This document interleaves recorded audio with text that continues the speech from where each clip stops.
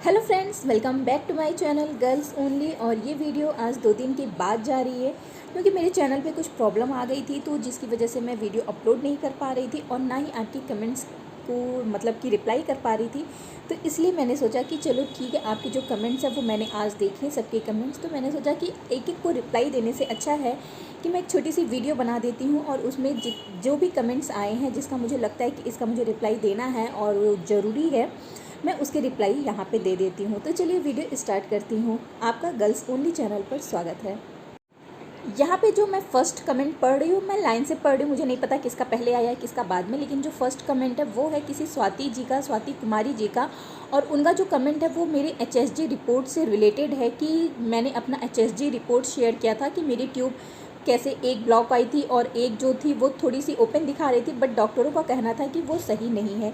तो वही उनका भी क्वेश्चन है कि सेम उनकी भी कंडीशन ऐसी है, उन्होंने भी अपना एचएसजी टेस्ट करवाया हुआ है और उनकी एक जो ट्यूब है वो पूरी ओपन है और एक शायद ब्लॉक है, लेकिन जो ओपन है वो डॉक्टर का कहना है कि वो सही नहीं है। और उन्होंने पूछा है कि आशा आयुर्वेदा में कौन सी थेरेपी और कितना खर्चा आता है। तो देखिए, उत्तर बस्ती की थेरेपी होती है जो मैंने ली थी आशा आयुर्वेदा में, और खर्चा आपका ये पूरा 3 मंथ का टोटल मेरा जो पड़ा था वो 40,000 टू 45,000 ऐसे पड़ा था। और आज से मैं लगभग 2-3 महीने पहले का बता रही हूँ। अब हो सकता है कि कुछ बढ़ा हो या घटा हो, बट इतना आप मान के चलिए, तो इतना आपका खर्चा आएगा। और उत्तर बस्ती एक थेरेपी होती है, वो होता है ट्यूब ओपन करने के लिए। नेक्स्ट जो कमेंट है वो रितु पांडे जी का है और वो पूछ रही हैं कि उन्होंने भी अपना एचएसजी टेस्ट कराया है। ये भी एचएसजी से रिलेटेड ही कमेंट है और वो भी लखनऊ से हैं, और जहाँ पे मैंने कराया था केयर डायग्नोस्टिक में, वहीं उन्होंने भी कराया है। और उनकी दोनों ट्यूब जो है वो ओपन आई है, बट फिर भी उनको कंसीव नहीं हो रहा है।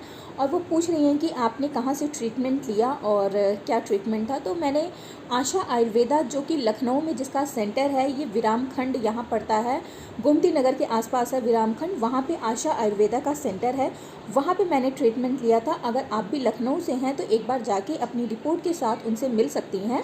और ख़र्चा वही मैंने बता दिया कि 45,000 के आसपास आता है। और अगर आपकी दोनों ट्यूब ओपन भी है तो हो सकता है आपका सिर्फ मेडिसिन से ही कुछ वो आपका ट्रीटमेंट स्टार्ट करें, तो एक बार आप मिल सकती हैं। आशा आयुर्वेदा लखनऊ सेंटर, ये विराम खंड में है, गूगल मैप में भी एड्रेस है, आप देख सकती हैं।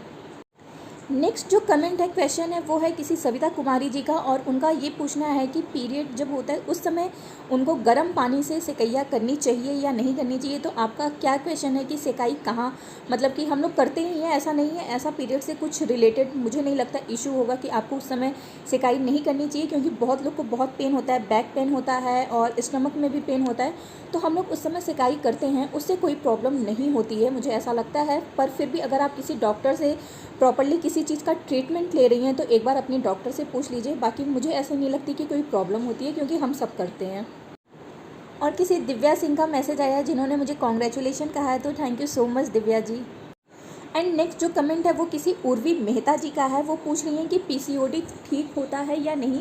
तो बिल्कुल ठीक होता है, ऐसा नहीं है कि पीसीओडी कोई ऐसी बहुत बड़ी बीमारी नहीं है जो कि ठीक नहीं हो सकती है। आपको बस एक अच्छे ट्रीटमेंट की ज़रूरत है। आप जहाँ भी रहती हैं आप किसी अच्छे गायनेकोलॉजिस्ट से मिलिए, या फिर अगर आयुर्वेदिक में ही आपको ट्रीटमेंट कराना है तो जहाँ भी रहती हैं किसी अच्छे आयुर्वेदिक सेंटर पर मिलिए। पीसीओडी ठीक होती है, उसका अलग से डाइट चार्ट सब कुछ रहता है, योगा उसके लिए अलग से रहते हैं, तो आपको सब फॉलो करिए। पीसीओडी कोई बहुत बड़ा इशू नहीं है, वो ठीक हो सकता है अगर आप अच्छा ट्रीटमेंट लें तो।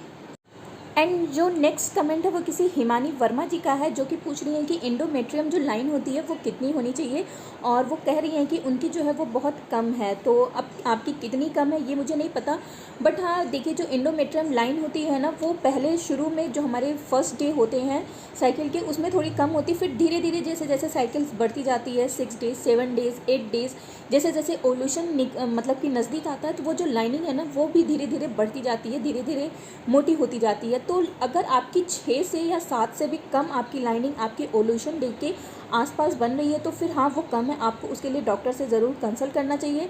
बट अगर वो आपके जो ओल्यूशन डेज है वहाँ तक आते आते अगर आप अपना फॉलिकुलर कराएंगे तो आपको पता चलेगा, अगर वहाँ पे आते आते वो 8 mm 9 mm 10 mm ऐसे होती है तो वो ठीक है, उसके लिए तब ज़्यादा परेशान होने की ज़रूरत नहीं है, पर इतना होना चाहिए। पर अगर आपकी 7 या 6 से कम है तो फिर आपको डॉक्टर से मिलना चाहिए और इसका ट्रीटमेंट लेना चाहिए। इसके लिए भी ट्रीटमेंट होता है, आप वो ट्रीटमेंट ले सकती हैं, बाकी किसी डॉक्टर से कंसल्ट भी कर सकती हैं।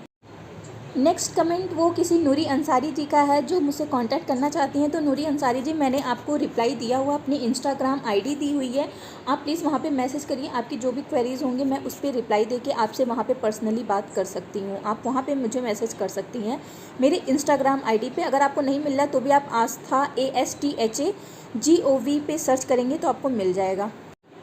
नेक्स्ट जो कमेंट है वो किसी अपराजिता रानी जी का है, जो कि बता रही हैं कि उनका भी ट्रीटमेंट आशा आयुर्वेदा से चला है और उनकी 7 मंथ की कोई प्यारी सी बच्ची है। और उनका ये कहना है कि उनको पता होगा कि मेरा भी इस समय चल रहा है और मैं बाहर इस समय आशा आयुर्वेदा से ट्रीटमेंट नहीं ले रही हूँ, बाहर से कहीं से ट्रीटमेंट ले रही हूँ अपनी प्रेगनेंसी का।